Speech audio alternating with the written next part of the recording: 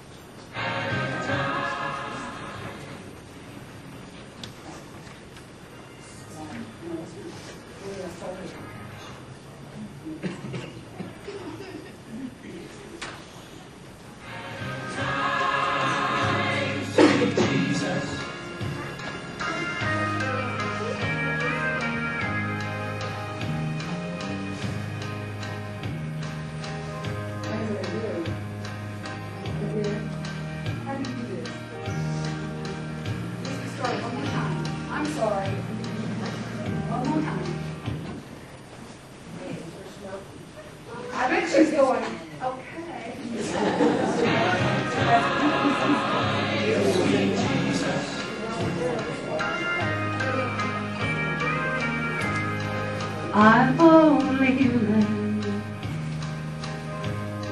I'm just a woman. Lord, help me believe what I can be and all that I am. Show me the stairway that I have to climb. Lord, for my sake, teach me to take one day at a time.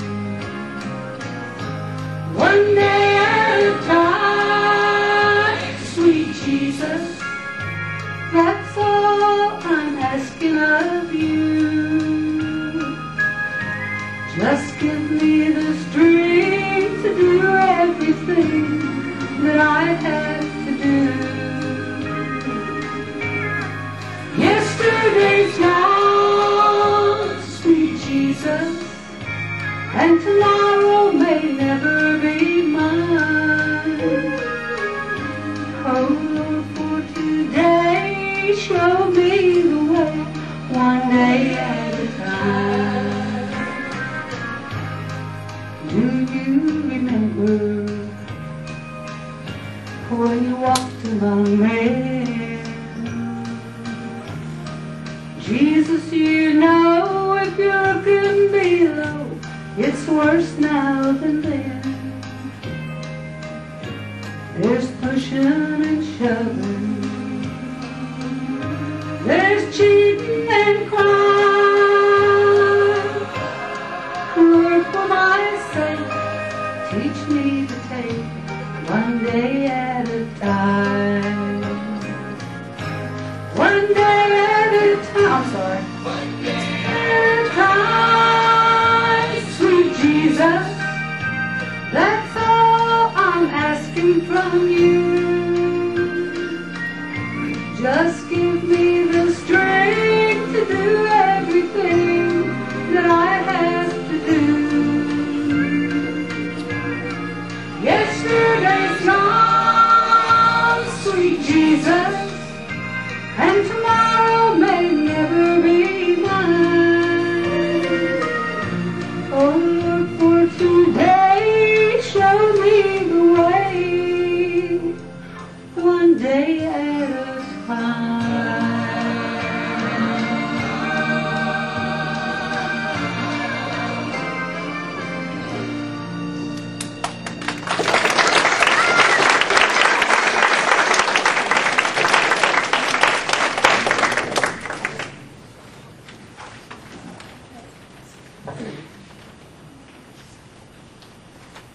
Thank you, Bonnie. Jesus said, "Blessed are they who mourn, for they shall be comforted." And my understanding of mourning, it is that it is a time to remember, but to remember with love. Today, we come together to remember Smoque with love, and to reflect and recognize the truth of this experience that appears to have pulled us apart. And by doing so, maybe gain a little bit more of our understanding of what this experience called death is, and find some comfort. We come to pay tribute with love and appreciation and respect for Smoque's influence in each of our lives. Grateful that she shared herself freely with each of us. It is said that the most consistent thing in life is that it is constantly changing, constantly releasing one form and then assuming a new one. That life is a series of experiences in which we learn and we move on. And that the physical body is but a vehicle, which life leaves behind when it reaches a point when it no longer needs it. Very much like an eagle. When freed from a cage, it soars to native heights. So our soul, when freed from its temporary home of the flesh, soars into that next experience. And yet, the real essence of Smoque continues to be changeless and lives on. Within our sadness today, within this morning, let's take a moment. Let's take a moment to honor that life that Smoque has been and what she has meant to each one of us and to so many who may not have made it here tonight. I'd like you to keep that in mind as I invite Brian Brooks and Brian Dowler to come up and share your gift of music with us, please. I can't wait. Yeah, I can't wait.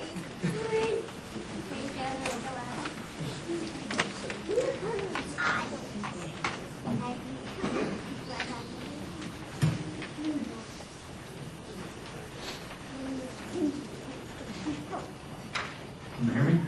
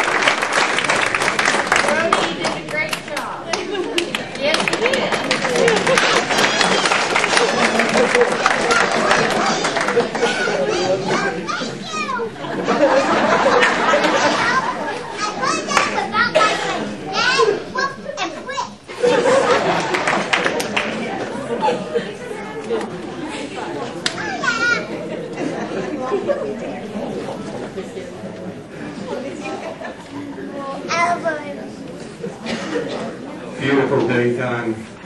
I'm sure that Smoky would be very proud of hearing. I think, yes. Wonderful.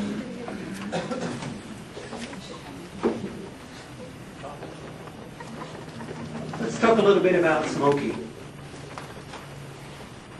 Smoque, and forgive me, but I still haven't gotten that pay.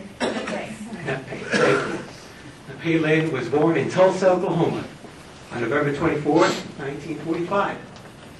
And she left this earthly plane in the early morning hours of Friday, May the 30th of 2008, after a long and courageous struggle with respiratory disease. She was only 62.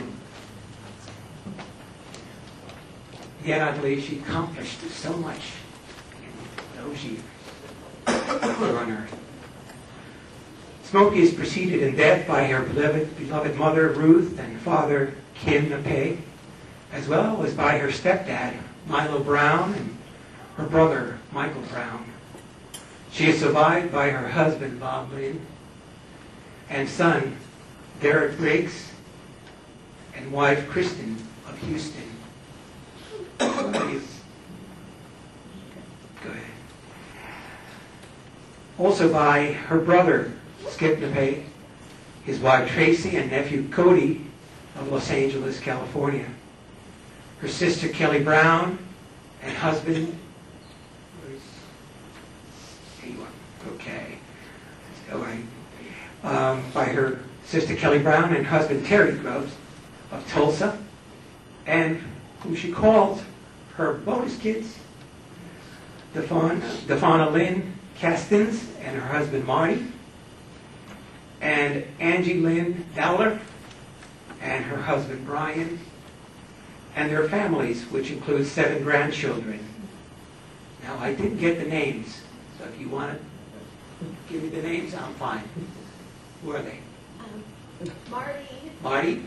And Megan. And Megan. Kendall. And a soon-to-be son-in-law, Trent. And Brooks. Britt. Stevie and Brody. Brody was the bigger. Wonderful. There you got it. And they're all from Broken Arrow, I understand. Wonderful. Also, she's survived by her mother's only living sister, her Aunt Bessie Biquet, as well as by a host of extended family members and beloved friends, of whom you're representing today. There are many things one could say about Smoque's life. Smoque grew up in the north side of Tulsa, and that was something I understand she was always very proud of.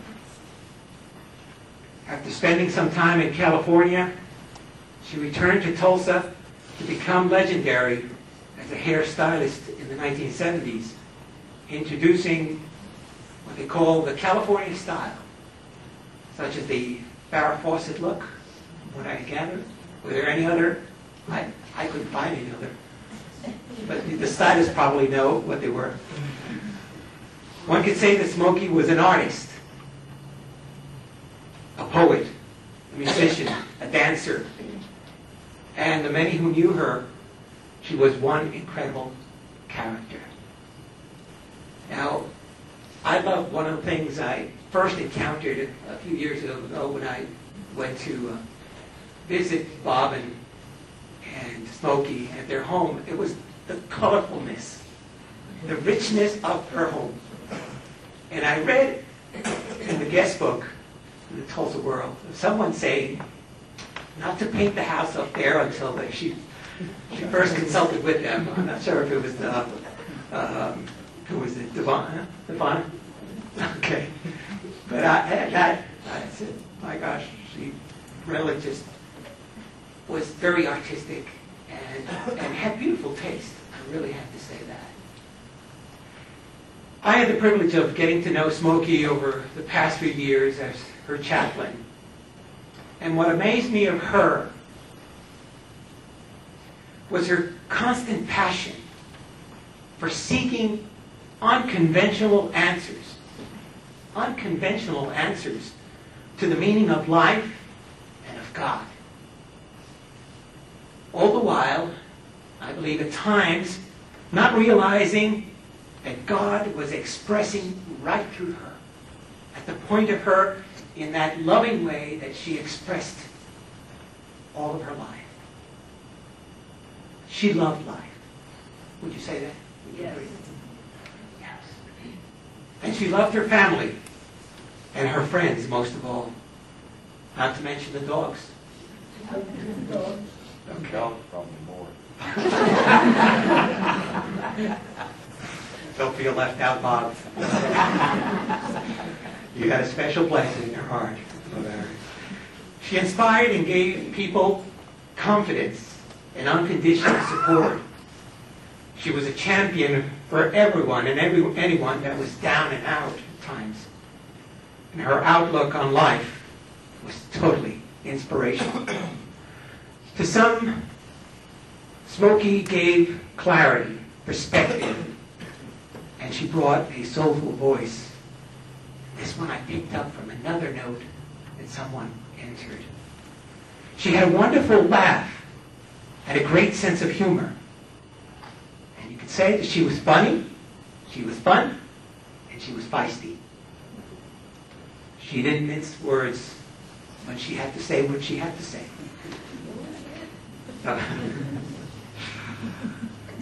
There are probably many more things about Smoque and her life that make her journey meaningful and very unique, much like a mosaic, much like a masterpiece, and very unlike any other.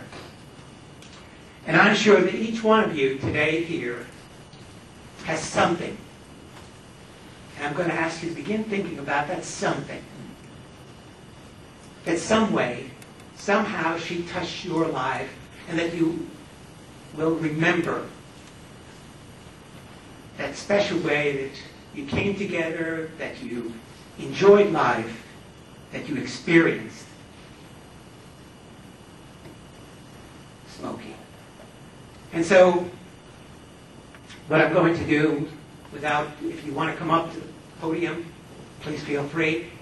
But if you just want to stand wherever you are and share with us, feel free. This is a great moment in which to bring forth and celebrate what Smoque has been.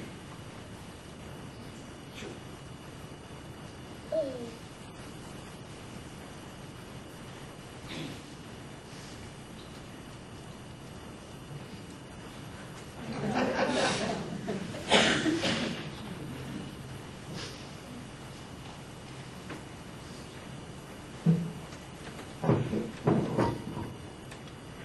I'm going to read my memories because I really don't trust myself to remember. I wrote this last night, and at 3 o'clock this morning I had 6 pages.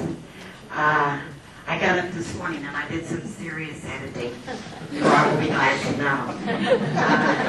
I realized that when you start to talk about Smoque, you can't get it in 3 pages or 20 pages because each of us has so many, many special memories, good and bad and all the rest.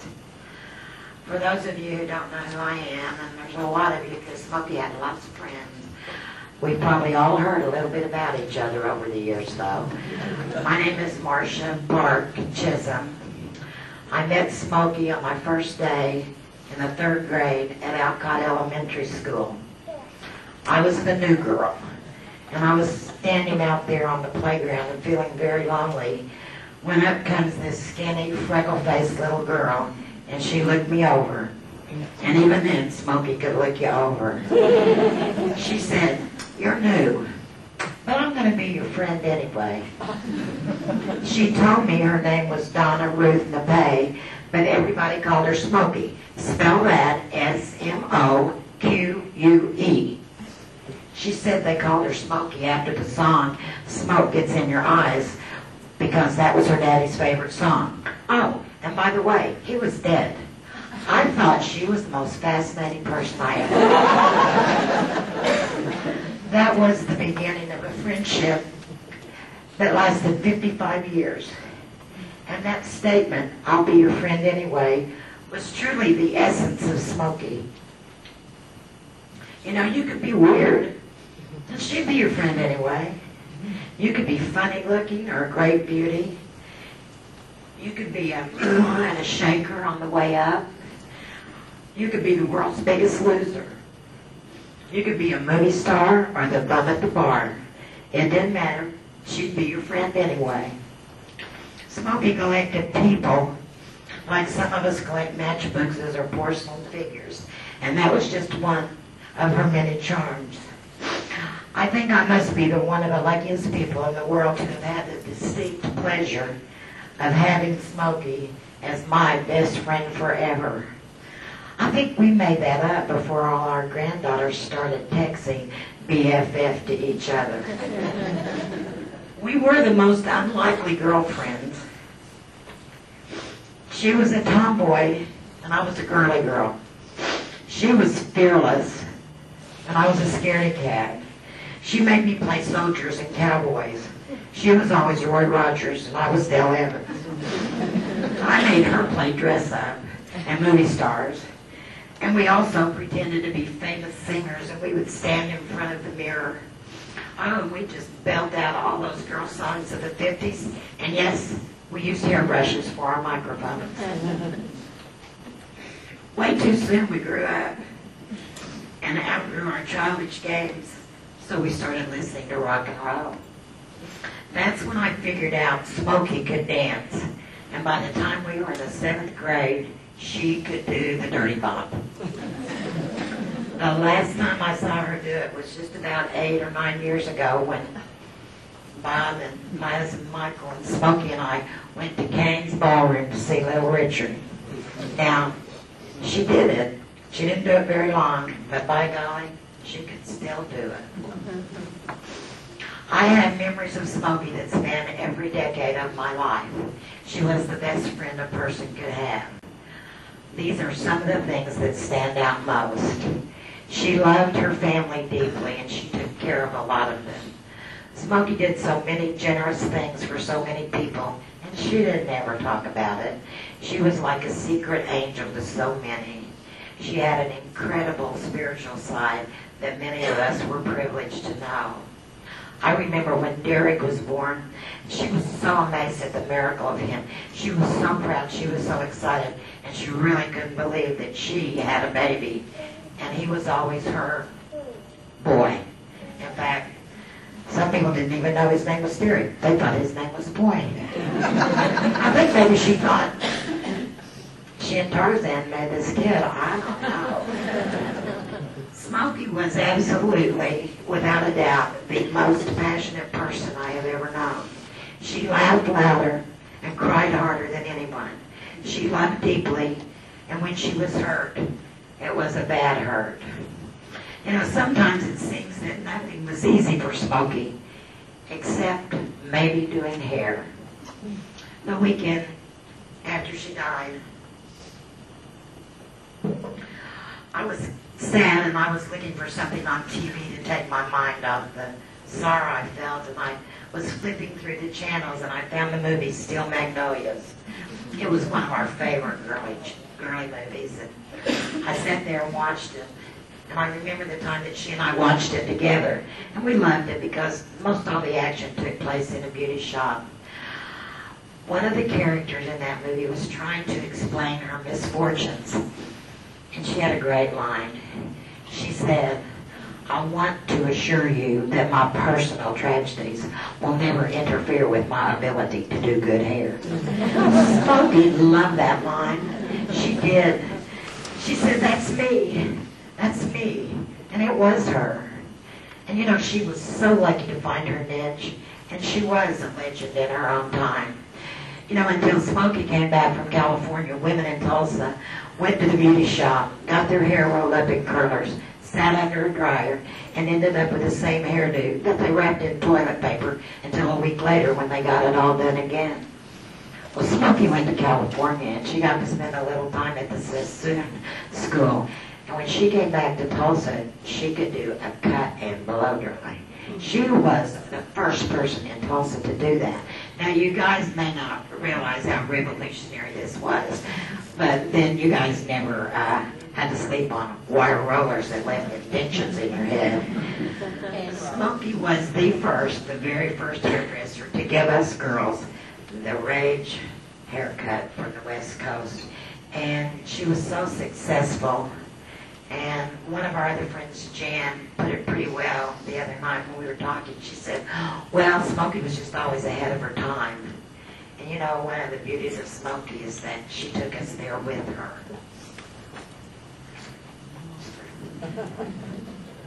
Another thing that stands out to me about Smoque is that she lived in a lot of houses in her lifetime.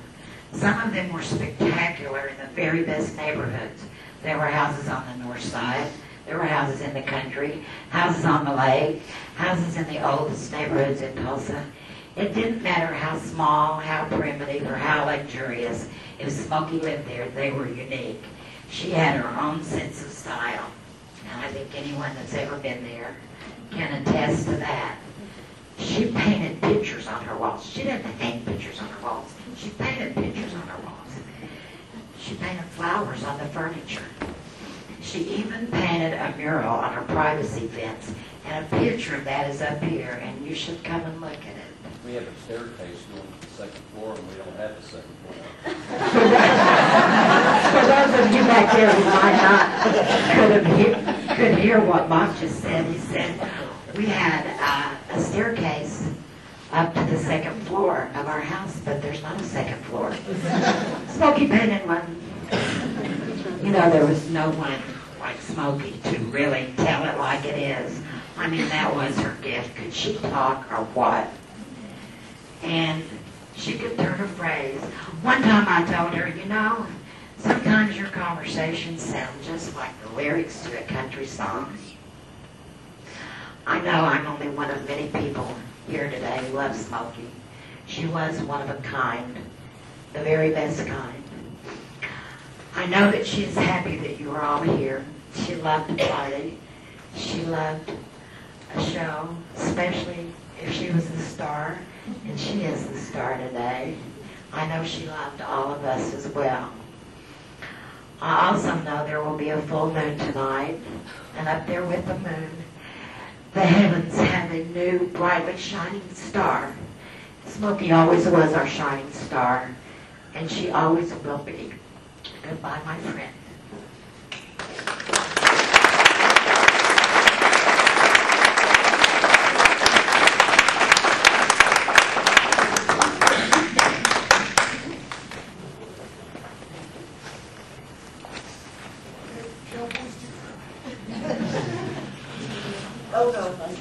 Nobody just say a word, okay?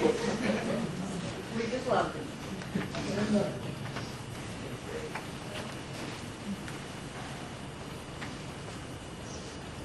Marcia, your tribute was so on target.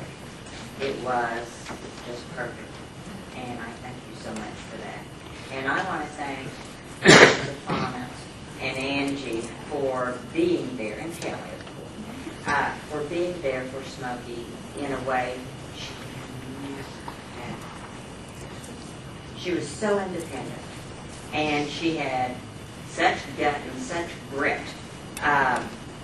So many times she got us in a lot of trouble with her way she explained things to people. And I can remember a couple of times when she nearly got us in fistfights with other girls. And the neat thing about it was that she could always talk her way out of it. She always had something, some punchline to always give. Her talent for decorating, we've talked about how wonderful she could do hair and the wonderful things she painted on the wall. I once gave her this kind of flowing voile evening dress, and she cut the sleeves off of it and made balances for her curtains. You didn't give her anything, or if she coveted anything you had and you gave it to her, which was something, if I really had something that she wanted, I gave it to her. And if she really had something I wanted, she gave it to me. And another time we were exchanging jewelry, and the next time I came to her house, her lampshades had my jewelry on it. And it looked great. It just looked great. She was there for me when my husband died. And she and the babies, she called them, her dogs, came and stayed. And my daughter and her 2 dogs were there, and my 2 dogs were there. And so it was Smoque and I and 6 dogs. And we listened to the radio. We decided we were going to do all the things we used to do when we were growing up. When Jason was born with disabilities, Jennifer was already, she and Derek were kind of good friends. And Derek was so good to Jennifer. I can remember one time she got his hair tangled up in her hand. And she was having a hard time extracting it. And Derek was saying, I'm going to do the right thing, Mommy. I'm going to do the right thing. I'm going to do the right thing. I'm not going to slap that baby. and he was always kind of there for Jennifer when we'd get together. And the fun times we had with the now mayor of Pondee. And some of the things that we got into when we were much younger. I look back now and I think we must have been the bravest kids to have even attempted some of the things we did. There was no window that we could not climb out of. There was no place we were afraid to go swimming after midnight. There was almost nothing that we were afraid to do. And that's the way she lived her life as an adult as well. She just wasn't afraid very much. And she had the courage to sustain so many of us during the times that we had that were pretty sorry. I just want to thank everyone that has been there for her. She was like a sister to me. I will miss her immeasurably. And I hope you all know how dear, dear this ceremony is for me, and how much Smoque would like to have been here. She would be getting all the information that she could, and then she would want to dance. And I just know forever she's to be stage. We talked a lot over Dancing with the Stars. We had our favorites. We'd call back and forth when she felt like. And now she is.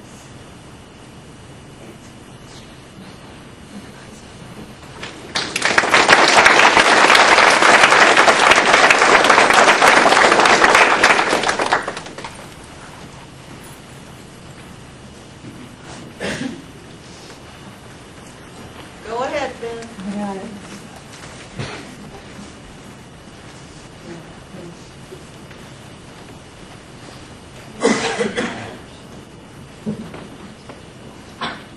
I'm Ben. I met her in '66. I spent every Friday with her for the last 3 years. We take turns. Whoever had the worst drama got to have a turn. Seems like it was me. Everything Jan said about her was true. Everybody's got a nickname. I don't think anybody boo. I mean, I see everybody.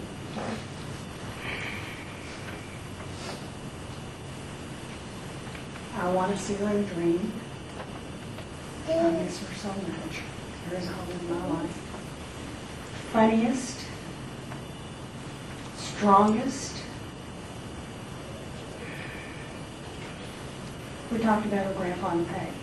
She was with him when he died. I forgot how old she says he was. How old was he? He was over 100. Over 100, and he was on his deathbed, and he was getting ready to die, and she was going, oh, Grandpa, is there anything that you have missed? Is there anything that... He says, oh, no, it's all just a bunch of crap. And as spiritual as she was, we clearly understood that, and we laughed about that a lot. So if you know her, she was the best.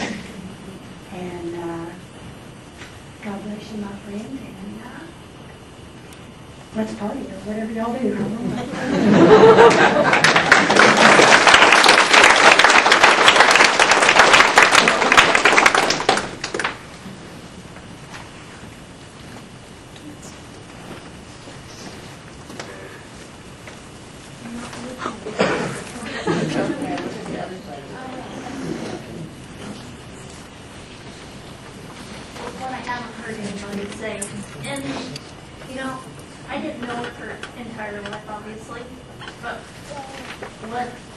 as the years went on, as she got worse and worse, she was always grateful for something.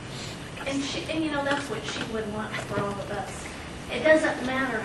We're all sitting here today. We have something to be grateful for. She got to where she was so grateful to take her dogs on the walks. Then she was grateful to sit on the porch in the breeze. Then she was grateful for the days that she made it from bed to the couch. She was grateful that she had a home, that the dogs could jump up on her lap. And every time things got a little worse, she always found something to be grateful for. She did not complain. She didn't whine and cry. She always said that she knew there were people that had it worse than her. Even if she just had a warm bed, she was always thankful for something. And I remember one time calling her. I wanted her to feel sorry for me, and I don't even remember what it was, but she pissed me off. And I hung up the phone because she said, it either will get better or it won't. That was it. And I thought, you know, that's a bunch of crap. I hung up the phone and I thought, what was that? And you know, I'll remember it forever. And it helps me. She didn't get caught up in what's going to happen a week or a month. I want to worry down the road.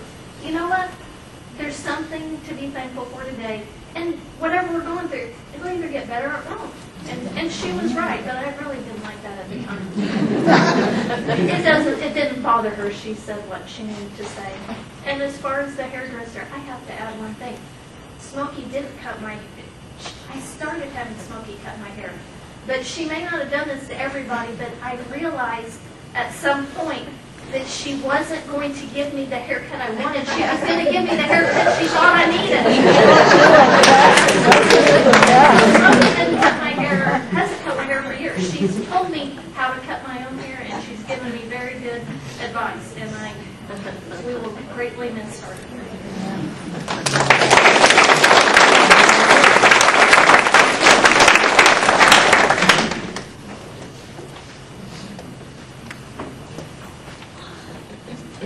Okay, I just want to say something.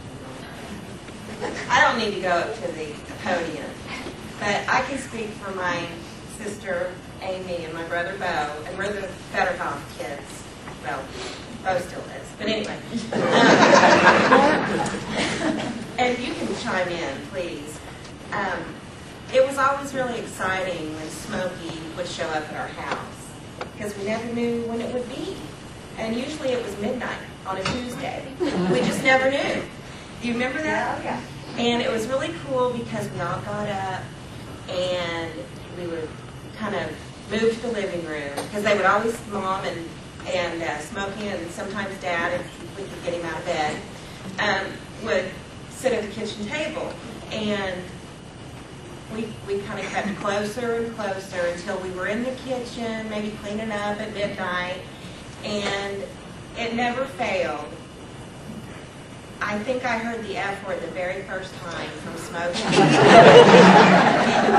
And I just thought it was the coolest thing in the world. And she didn't care if anybody was around. She just said it how she was, how she thought. But I guess the memory that I remember the most is I was getting ready to be 16 years old. And my dad had to go out of town on business. And my mom had a meeting the next day, and my 16th birthday was on a Wednesday. And I was about to have a cow because I wanted my license at 9 o'clock in the morning. So Smokey had been over a day or two before, and I was whining to her about it. And she said, you don't need to get your license at 9 o'clock in the morning. You really don't even, you have the rest of your life to drive. And of course I just moaned and complained, and finally she said, okay, I will come get you and I will take you to get your license. And I was so happy, and it was just a wonderful thing. And of course she got there on Smokey time, so it was probably 3:30 in the afternoon. But I was so excited. I'd been practicing. My sister had taken me in her little Sunbird, and it was one of those little bitty cars, and I really had it down. And I had parallel parked, and it was all good. Smoky pulls up, and I go outside, and I looked up, and she was in an El Camino. And I don't know if you guys remember the El Caminos, but they're huge pieces of steel, yes, of metal. I thought I was going to die, but she gave me some tricks. She told me how to start it on the first time. And we went out to Jinx, and I drove out there, and I passed with flying colors, and then we went to Brahms and had milkshakes, and it was the best memory that I have of her.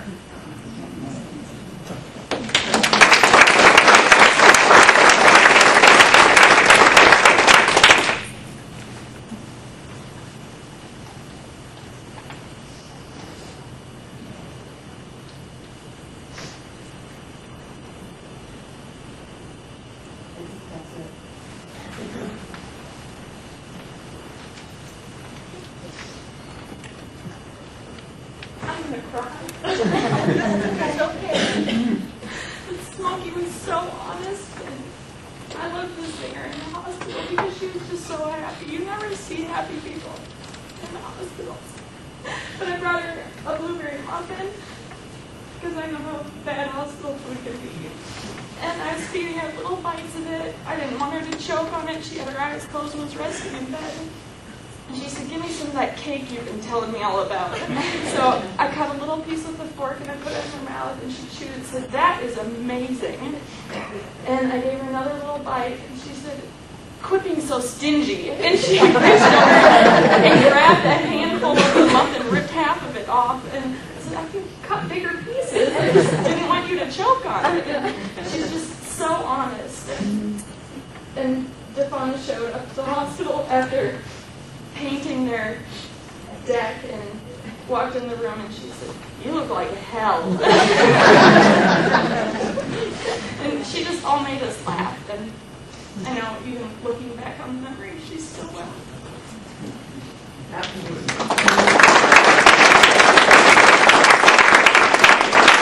say one more thing. Kelly and I, you remember the day she died, we were standing there, and we were trying to give her more medicine because she was very uncomfortable. So I think Kelly tried first to get the lid off. Or I tried first. She couldn't get the lid off. Kelly tried, and she couldn't get the lid off. And I mean, Smoky is miserable, and you know, She's just literally hanging by a thread. Literally dying. And This is she like reaches, 12 hours she before says, she "Give died. it to me." She grabs it, and she pops the lid off.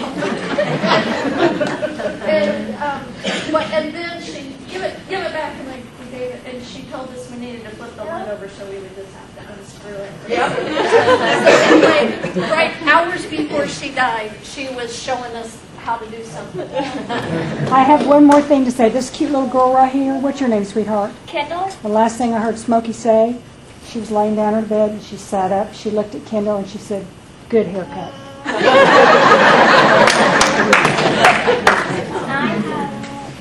was there that night, and me and Trent went over, and for Halloween, I was like, I'm going to be a pirate, and she always talked, she had these red velvet boots, and she's like, "Oh my goodness, these would be perfect." And so she goes and gets these boots from what are these? They're from the 70s. She wore them in California to the bar all the time. I put these red velvet boots on. They go up to my hip, and I go, "You wore pants with these, right?" She said, "Oh, you wore mini skirts." And I was like, "Okay." So for Halloween, I wore these red boots, and last thing, when I talked to her, she was telling me how, like, have a wonderful life, and she goes, the last thing, she goes, "I want you to have my red boots." And I was just like, "I want them," and she's just like, and my mom was there. My mom goes, "She's not getting the legacy that those boots are." She goes, "That's okay." She goes, "You know what you're going to do? You're going to wear the red boots and you're going to scrunch them down." And it was so honest, and that's my favorite memory. And I had so many memories because when my mom would take people to the grocery store, me and her, because me and Trent are getting married next summer. She picked out my wedding dress, and it was something I would not wear. She got on her computer and picked it out, and she said, "Oh, we're going to do this." And she talked about how she wanted me to decorate it. And she's just amazing, amazing. And she's my grandma, and I miss her very much and love her. So Most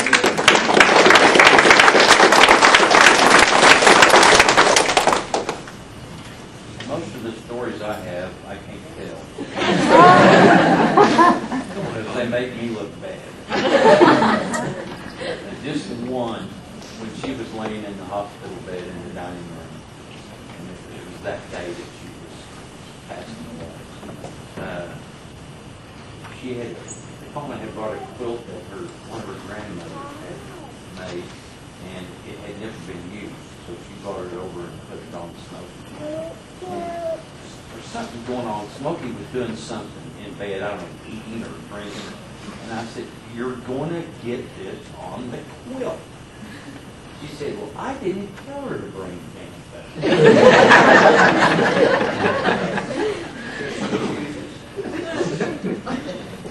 But that's just the way she is. That's, if you didn't like what she said, then, Don't please. ask. Yeah. Don't ask anymore.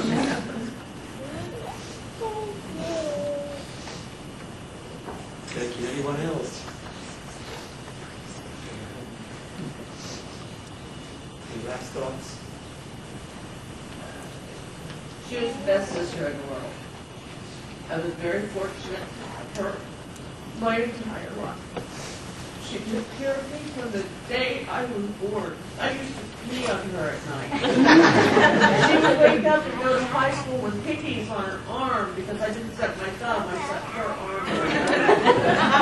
And she never got mad at me. She just, I don't think we had maybe crosswords, except for when I was a teenager and living with her now. You know how that can be. I never had crosswords in my entire 49 years. Never once had crosswords. Now, that's a legacy to live up to. Thank you.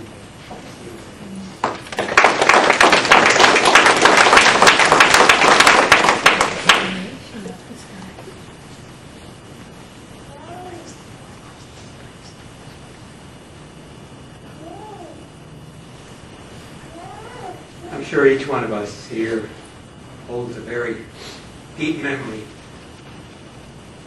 deep thought of what Smoque Knape in our lives.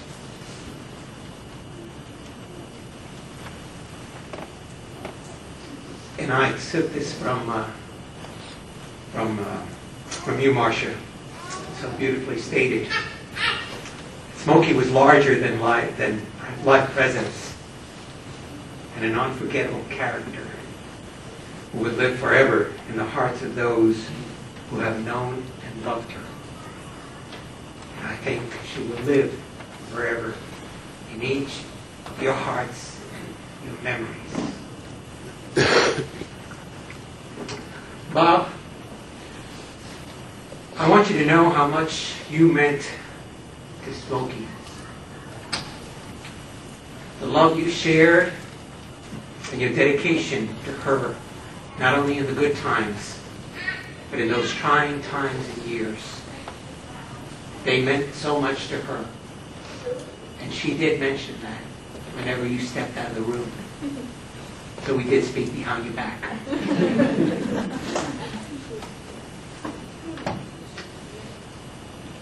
Derek, from the many talks we had with your mom and the prayers she asked on your behalf, I want you to know, without a doubt, that she loved you beyond measure as her son. And she will always love you from wherever she is right now.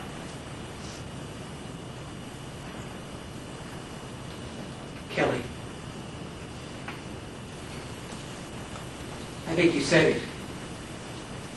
I think you know, and I want to reaffirm to you how much your sister cared for you, how much she loved you.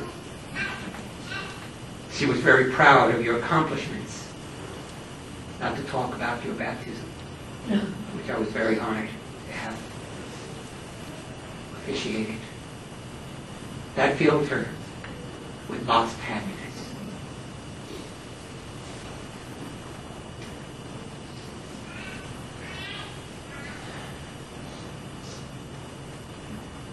Smoque, I want you to know what an impact you had on your community.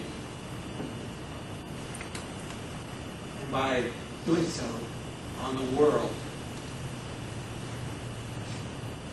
I want you to know that your life has had meaning and value. It has added those things to the lives of people here today and those who have been unable to be here to join in this celebration.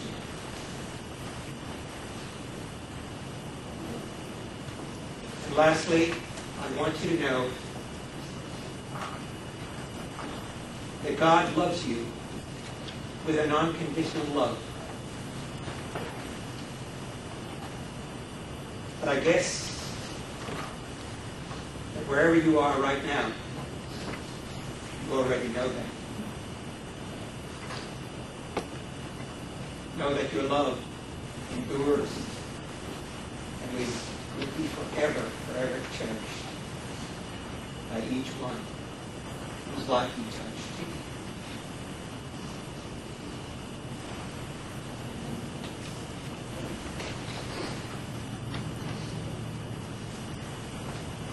I invite us to take a moment in silence of loving gratitude for the blessing that Smoque leaves in our hearts and lives that will be with us for times to come, as I invite Bonnie once more to come and share with us the gift of music.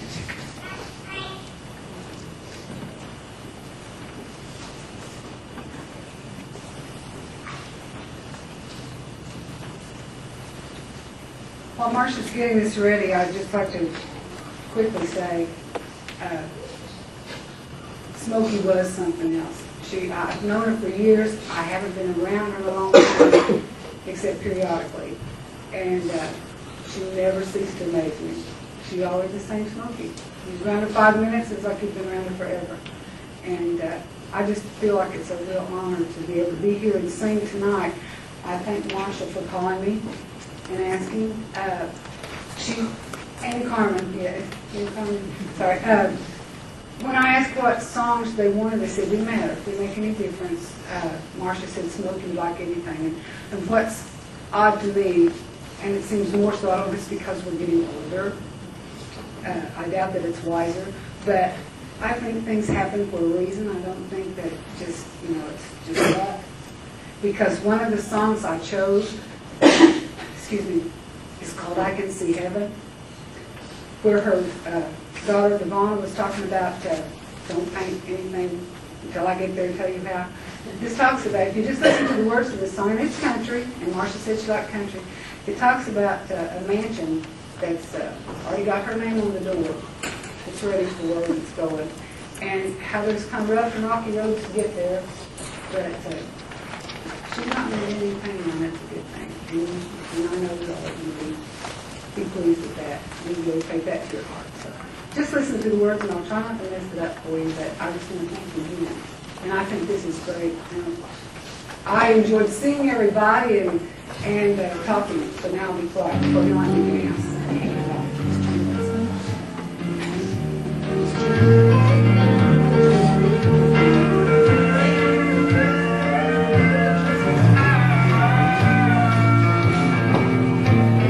Rough and rocky roads lead to the mountains.